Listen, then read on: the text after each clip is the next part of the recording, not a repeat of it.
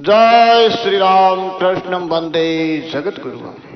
भजन भागीरथी क्या विरल पर्वा में आप सर्व आत्मीय बंधुओं का हार्दिक स्वागत है, अभिनंदन है। नित्य सत्संगत के तहत आज का प्रसंग है डूंगरा परमेश्वरा एपिसोड भाग 2। यानी कल एक था, आज दूसरा दिन है। तो इस पर हम आज सत्चर्चा करने जा रहे हैं।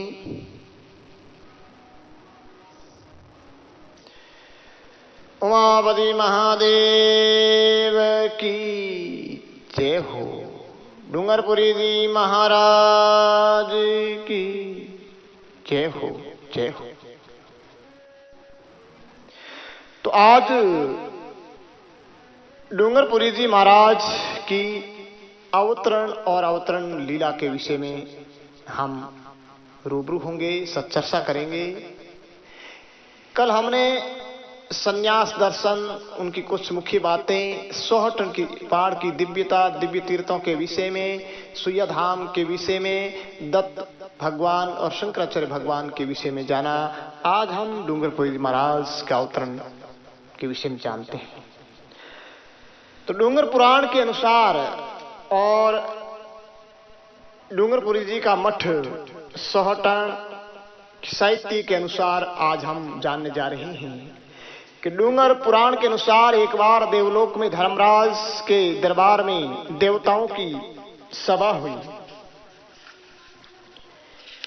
और वहां पर सुखदेव मुनि ने धर्मराज जी से एक बार मृत्युलोक में भ्रमण करने की अनुमति मांगी और कहा, मैं मृत्युलोक में भ्रमण जाऊंगा, मगर आपको एक बार वहां मुझसे मिलने आना होगा। तो धर्मराज जी ने आने का वचन दे दिया। फिर सुखदेव जी मृत्युलोक में आने का सुअवसर खोजने लगे। तो उसी वक्त की बात है कि जैसलमेर के पास एक गड़ा ढांसा गांव में एक ब्राह्मण व ब्राह्मणी रहते थे, जिनके कोई संतान नहीं थी। पास ही एक पहाड़ी पर डूंगरेश्या भगवती का मंदिर था, जहां वे हमेशा पुत्र प्राप्ति के लिए देवी की उपासना किया करते थे। एक बार वर्षा आने के कारण वे पूजा के बाद घर नहीं जा सके और दोनों मंदिर में ही सो गए। ऐसा अवसर पाकर सुखदेव जी ने अपना छोटा रूप धारण करके देवी के आगे लेट गए। बच्चे के रोने की आवाज सुनकर ब्राह्मण और ब्राह्मणी दोनों मूर्ति के पास गए तो उन्हें एक छोटा बच्चा दिखाई दिया और कहने लगे, हे डूंगरेश्या महा, अगर हमें बसा दिया है तो इसके पालन के लिए ब्राह्मणी के स्तन से दूध भी आना चाहिए। तत्काल ब्राह्मणी के स्तन से दूध की धारा प्रवाहित होने लगी और डूंगरेश्या देवी की शरणों में पाए जाने के कारण बच्चे का नाम डूंगरा रखा गया। भावपुरी जी के संन्यास धारण के बाद डूंगरपुरी नाम से पुकारे जाने लगे ये डूंगरी। तो ब्राह्मण ब्राह्मणी द्वारा उनका पालन पोषण किए जाने के कारण उन्हें उनकी संतान माना जाता है। और डूंगरपुरी का जो जन्म विक्रम संवत 1770 में भादवा शुक्ल पंचमी को हुआ और डूंगरपुरी के पिता का नाम श्री गंगोदक ऋषि व माता का नाम चैनावती था। ये ब्राह्मण दंपति थी और वे मार्कंड शाखा के श्रीमाली ब्राह्मण और उनका गोत्र मुदगला था। वे गांव गड़ा ढांसा, जिला जैसलमेर, राजस्थान के निवासी थे। 18 वर्ष की अवस्था में उनके माता पिता का देहावसान हो गया। हरिद्वार जाकर अपने माता पिता की गति व क्रियाक्रम करने के बाद सब धनवान लूटा कर संन्यास धारण करने के लिए जैसलमेर के सिद्ध पुरुष श्री भावपुरी महाराज की शरण में गए और गुरु धारण कर संन्यास ले लिया। संन्यास धारण करने के उपरांत गुरु जी से आज्ञा लेकर विभिन्न तीर्थ यात्राएं शुरू की। इसके दौरान वे विभिन्न धार्मिक स्थानों पर घूमे, ज्ञान प्राप्त किया। अंत में सोहटन के इस पवित्र स्थल व पहाड़ी की महिमा जानकर वे चौहटन पधार गए। उन्होंने सोहटन के पवित्र तीर्थ स्थलों को देखा तो उन्हें लगा कि ये परम पवित्र स्थल है, सारधाम 68 तीर्थों से श्रेष्ठ कर है। इसलिए उन्होंने इस स्थल को परम पवित्र जानकर इंद्रभान के पास अपनी धूनी लगाकर तपस्या करने लगे। तपस्या के बल से डूंगरपुरी के जन्म से पूर्व शरत के अनुसार धर्मराज जी श्री देवी माँ डूंगरेश्या ने उन्हें साक्षात दर्शन दिए और श्री देवी माँ ने वरदान दिया कि मैं आपके वो वंश श्री मेहनतों के साथ हमेशा रहूंगी। उन्होंने डूंगरपुरी जी वर्तमान मठ के स्थान पर कुटिया बनाने को कहा। देवी और धर्मराज के वचन की पालना हेतु यहाँ कुटिया भी बनाई, जिसको करीबन 265 साल हो गए। बाद में श्री भावपुरी जी और अपने शिष्य श्री डूंगरपुरी जी शॉर्टन में कुटिया बनाकर रहने का, यानी बाद में जब श्री भावपुरी जी और अपने शिष्य श्री डूंगरपुरी जी का चौटन में कुटिया बनाकर रहने का पता लगा तो गुरु जी भी चौटन पधार गई और गुरु शिष्य एक साथ कुटिया में रहने लगे, अपनी अपनी तपस्या में समय व्यतीत करने लगे। कहते हैं कि इनके गुरुजी जो भावपुरी जी सिद्ध महापुरुष थे, लेकिन तांत्रिक विद्या के सिद्ध महापुरुष थे। आत्म विद्या ब्रह्म विद्या पर विद्या के सिद्धास्त नहीं थी। तो डूंगरपुरी जी को ये सारा ज्ञात हो गया था। तो इस विषय में एक कथा आती है, भावपुरी जी की तांत्रिक विद्या और फिर उनका पुनर्जन्म और उद्धार। तो भावपुरी जी भूत आदि तांत्रिक विद्या की भी साधना किया करते थे। वे रात्रि को शमशान में जाकर भूतों को बाकले देते थे, उनको भोजन भक्षण और अपना इच्छित कार्य करवाते थे। काफी समय व्यतीत होने के बाद एक समय रात्रि को भावपुरी जी हमेशा की तरह शमशान में अपनी तांत्रिक क्रिया के लिए गए। तो श्री डूंगरपुरी जी ने सोचा कि गुरु जी हमेशा रात्रि के समय शमशान भूमि की तरफ क्यों जाते हैं, कोई लीला अवश्य है, आज क्यों नहीं इस बात का पता लगा। भावपुरी जी ने शमशान पर जाकर अपनी क्रिया शुरू की। आवाज इशारा करने पर सब भूत प्रेत इकट्ठे हुए, उनको भक्षण में बाकले दिए। श्री डूंगरपुरी जी खड़े खड़े प्रक्रिया को देखते रहे। मन में सोचा कि गुरु जी उल्टे चक्र में पड़ गए, व्यर्थ की अविद्या के चक्र में पड़ गए हैं। गुरु जी को यह कार्य किसी तरह से छुड़वाना है, इससे कभी भी मोक्ष नहीं हो सकता और ये मनुष्य जन्म नहीं चला। मनुष्य जन्म अनमोल रत्न है, इसे व्यर्थ में खो रहे हैं। उन भूत आदि जीवों पर श्री डूंगरपुरी जी की साया मात्र पड़ने से प्रेत आत्माओं का मोक्ष हो गया, ऐसी कथा कहती है। मोक्ष होने से सब वहां से अदृश्य हो गए। गुरु जी ने सोचा कि सब मेरी चुट्टी से चले गए। भावपुरी जी को इस रहस्य का पता न लगने के कारण वे दूसरे दिन भी हमेशा की तरफ बाकले लेकर शमशान में गए। वो भूतों को आवाज दी। काफी देर तक इंतजार करने के बाद एक लंगड़ा भूत हाजिर हुआ। श्री भावपुरी जी ने अन्य भूतों के न आने का कारण उस लंगड़े भूत को पूछा। तो लंगड़े भूत ने अर्ज की कि महाराज, हम दोनों का जीवन कितना दुर्भाग्यपूर्ण है कि मैं समय पर न आकर श्री डूंगरपुरी जी के दर्शन नहीं कर सकता, और आप श्री डूंगरपुरी जैसे सत्पुरुष के साथ रहकर भी इस तांत्रिक विद्या जैसे बुरे कार्य में लगे हुए हो। इस लंगड़े भूत के रहने के स्थान पर आज भी एक पेड़ मौजूद है, जिसका नाम खोड़ा खेजड़ा है। खोड़े भूत की यह बात सुनकर गुरुजी श्री भावपुरी जी को आश्चर्य हुआ। वो पूछा, ये कैसे? श्री भावपुरी जी कहने पर खोड़े भूत ने सारा वृत्तांत सुनाया कि महाराज, जब रात्रि के समय आप यहाँ पधारे थे, उस समय आपकी क्रियाकलापों का पता लगाने के लिए स्वामी डूंगरपुरी जी आपके पीछे शमशान भूमि में आए थे, और उनकी दया दृष्टि सब भूतों पर पड़ी तो सभी प्रेत योनि छोड़कर मोक्ष को प्रस्थान कर गए। भाग्यहीन एक में ही था जो कि बारात के साथ चला गया था, इस कारण श्री डूंगरपुरी जी के दर्शन से वंचित रह गया। खोड़े भूत की उस लंगड़े प्रेत की बातें सुनकर श्री भावपुरी जी को अत्यंत दुख हुआ। वो गहरे चिंतन में डूब गए, सोचने लगे कि मैंने सारा जीवन व्यर्थ खो दिया, मैं कुछ सुकृत कार्य नहीं कर सकता। कहते हैं कि सुबह का भटका शाम को घर आ जाता है तो उसे पूर्ण भटका नहीं कहा जा सकता। ये सोचकर गुरु महाराज श्री भावपुरी जी अपने शिष्य डूंगरपुरी जी के पास गए।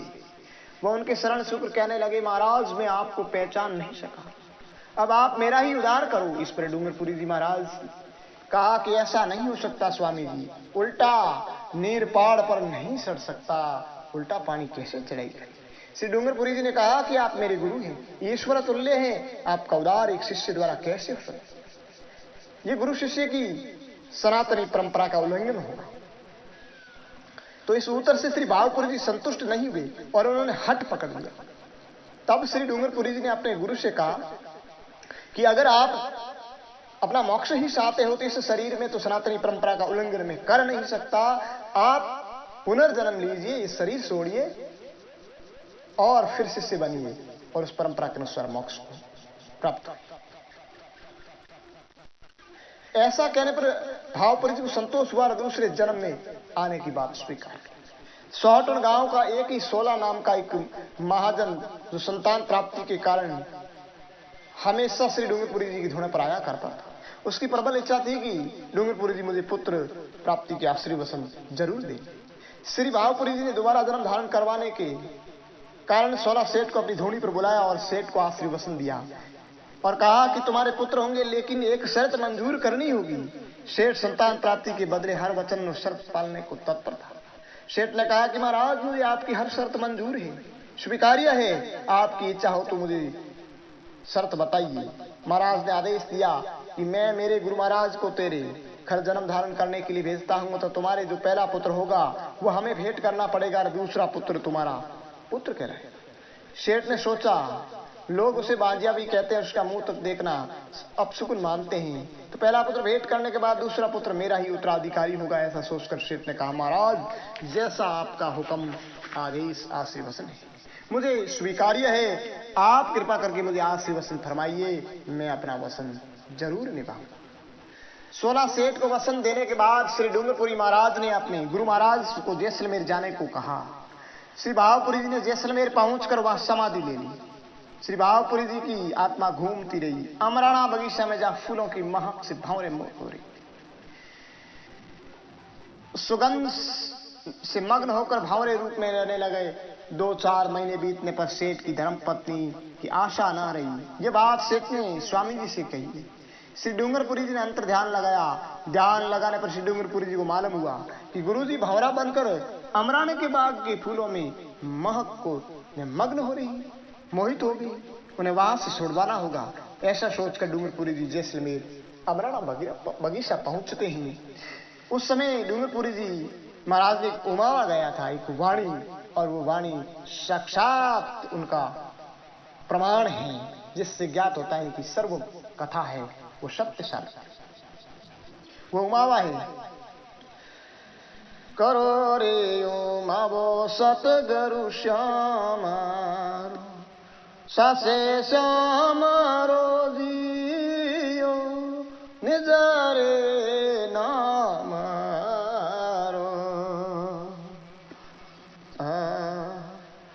आज रोयू मावो मारे मन के सुरता स्वामी जी सुलागी, नैना रे निरखिया नाथ जी, धवरियो भ्रांति भागी।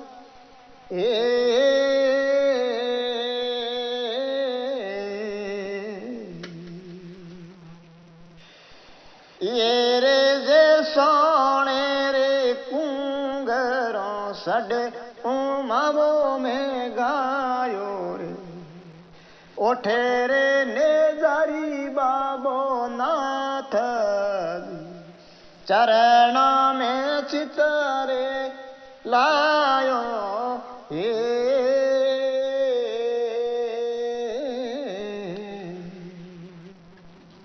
तो करो रे उमाओ सतगुरु श्याम रो, साचे श्याम रो जियो निज नाम रो।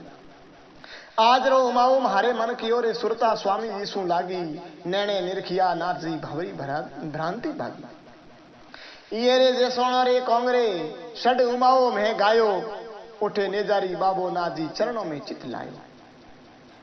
यानी आज का ये खुशी का दिन है, मेरी सुरता है, मेरे स्वामी जी से मिलान हो गई है और इस संसार की इस भाव की सारी भ्रमणा भाग गई। इस जैसलमेर के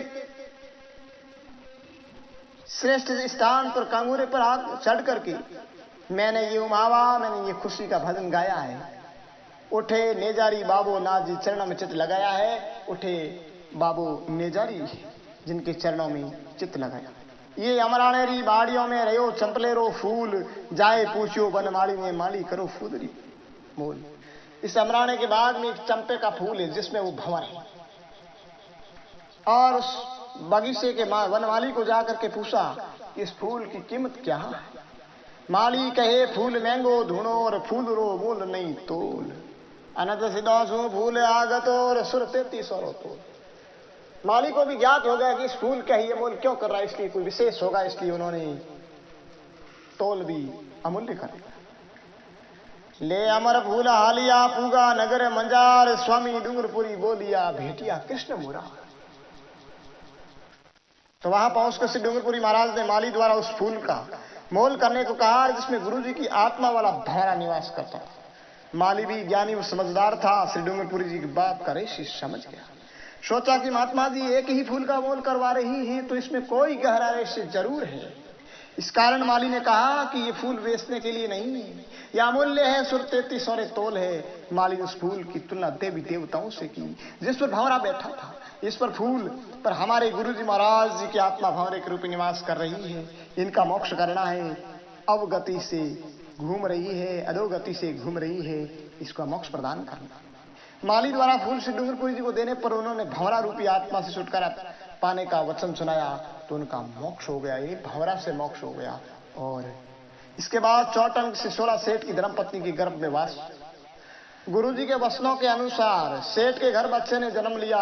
सेठ के घर में खुशी की लहर दौड़ गई। जब बच्चा 1.5 साल का हुआ तो डूंगरपुरी जी ने सेठ को अपना वचन याद दिलाया, मगर सेठ ने कहा, बाप जी बच्चा छोटा है, आपको पालन पोषण में तकलीफ होगी। सेठ बाहरी मन में ऐसा कह रहा था, मगर अंदर के भाव उसके बिल्कुल विपरीत थे कि भगवान ने बच्चा दिया है तो इन्हें बाबों को क्या दिया जावे। यानी उनकी मति मारी गई और उनका मन बदल गया।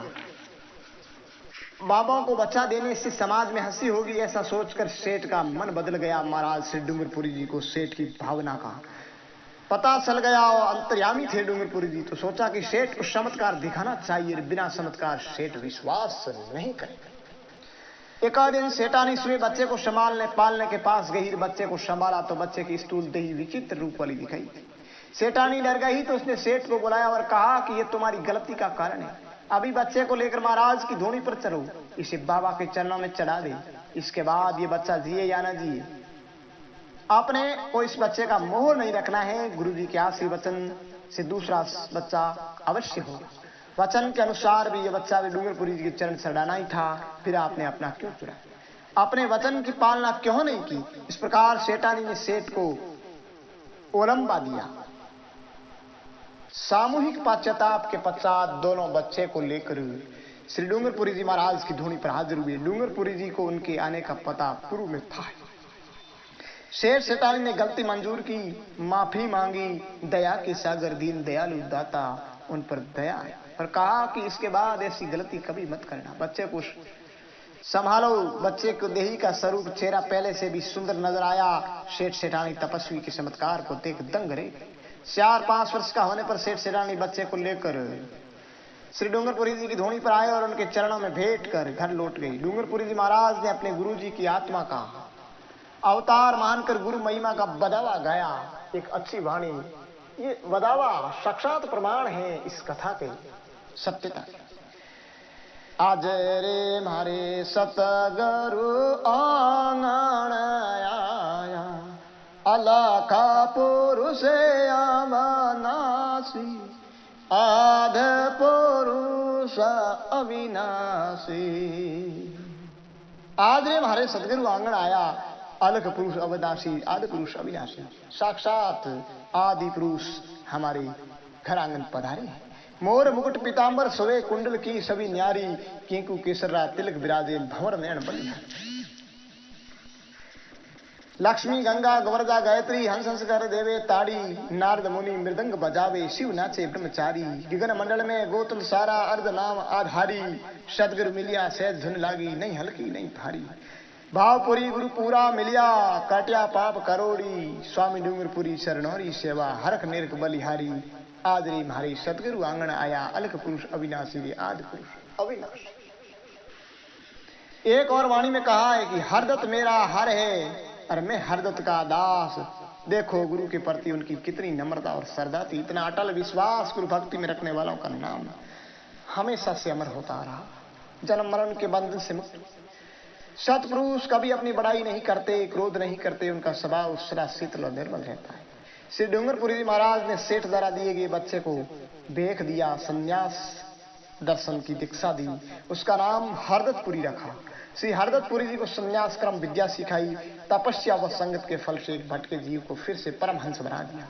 पूर्व वचनों के अनुसार हरदत्तपुरी भी ज्ञान व आत्म विद्या से परिपूर्ण हुए। इस प्रकार श्री डूंगरपुरी ने अपना वह गुरु का नाम हमेशा हमेशा के लिए अमर कर दिया। ऐसे सुखदेव मुनि के अवतार बाबा डूंगरपुरी। तो नित्य सत्संग का आज हम यही विश्राम लेते हैं। सत्संग यूं ही चलती रहेगी क्रमशः। कल हम डूंगरपुरी जी बाबा के विषय में आगे चर्चा करेंगे। उनके कई ऐसे दिव्य चमत्कार हैं, उस चमत्कारों के प्रति तीसरा एपिसोड जारी करेंगे। जय डूंगरा परमेश्वर।